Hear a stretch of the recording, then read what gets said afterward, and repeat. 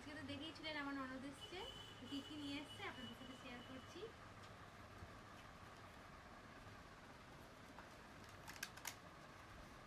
দেখুন এখানে নিয়ে এসছে একটা মিষ্টি,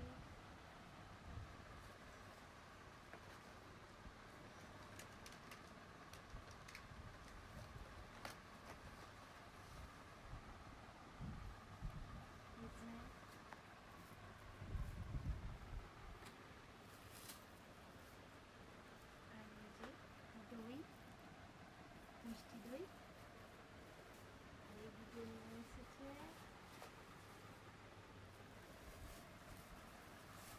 এখানে নিয়ে এসেছে চপ, আলুর চপ।